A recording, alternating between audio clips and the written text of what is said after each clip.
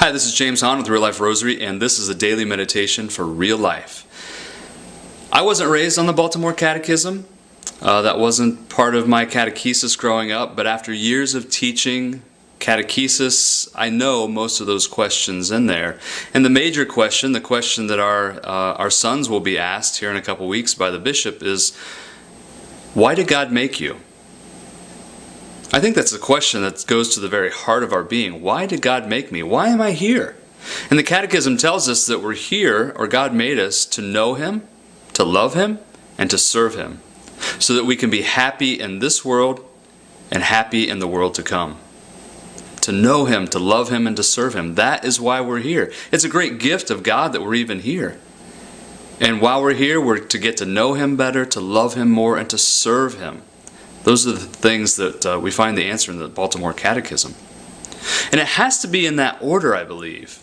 It's very difficult for me to love somebody that I don't know. Now, I could say that I love you, whoever's watching this, as a brother or sister in Christ, or I love you because you're created in the image and likeness of God. But to go to a deeper level of love, a self-sacrificing love, a brotherly love, a true agape love, we really have to know more about a person. And we're encouraged to do that. We're not meant to be alone. So in order to love God more, we have to know Him better. Through study, through prayer, through conversation. That's how we get to know anybody, is through conversation, spending time with that person. And the more time we spend with that person, the more time we spend with God, the more we're going to fall in love with Him. And once we really fall in love with God, we want to serve Him. Whether that be through prayer, whether that be through working in a soup kitchen, serving other people made in His image and likeness. But it has to be in that order: knowing, loving, and then serving. Knowing, loving, and serving. It has to be in that order, otherwise it gets very confusing for many of us. And in today's gospel, a scribe asks Jesus a very open question. He's not trying to trick Jesus. Like we talked about the other day, he's asking a question that's trying to get into Jesus' mind. Why does Jesus teach the way He does? Why does He say the things He does? So Jesus, what is the greatest commandment? And Jesus replies, as every good Jew knows, the greatest commandment is to love the Lord your God with all your heart, your soul, your mind, your body, your work, your money, your time, your energy, your sexuality, your treasures, your family, your recreation. He doesn't say all that, but that's what is summed up in those few words: to love the Lord your God with every part of yourself. With every part of yourself. That's the first commandment. He says the second is very similar, that we're to love our neighbor as ourselves. And again, it has to be in that order. God first, and then other people. That will bring us joy.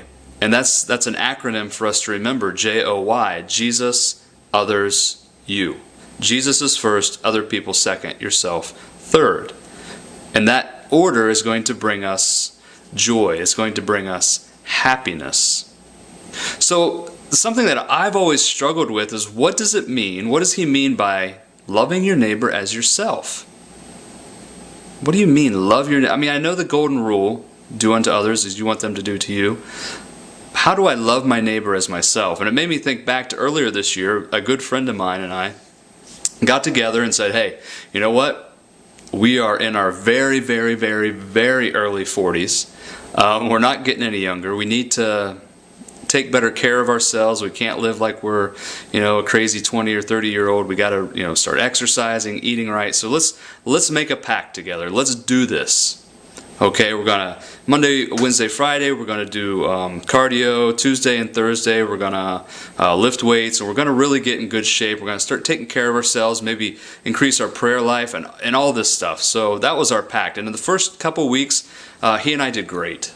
We did great. And then I think that I didn't get out of bed one day, so I didn't make it in time. And he was like, "Oh, don't worry about it. I know you're busy with all those kids, and you get tired." And I started, eating stuff that I probably shouldn't have, and started packing on weight. And he's like, "Hey, don't worry about it. You're stressed out. You got a lot going on with work." And I stopped exercising, and he's like, he forgave all these different things, and he was very understanding because he is me. We're very patient and understanding with ourselves. We're very quick to forgive with ourselves. But how about others? To love our neighbor as ourselves is to love them as we love ourselves, and that is difficult. Can I be as patient with my children as I am with my faults? Can I be as patient with my coworkers when they don't get something done as I am with myself when I don't get something done? That's what it really means to love your neighbor as yourself, and that is not an easy thing. But with God's grace, we can do that. So I want to encourage you today, encourage myself today, is to really try to take that to heart, to look at myself, look at yourself, and say, how forgiving, how many excuses do I make for myself? Do I do that for my neighbor? Am I patient with them?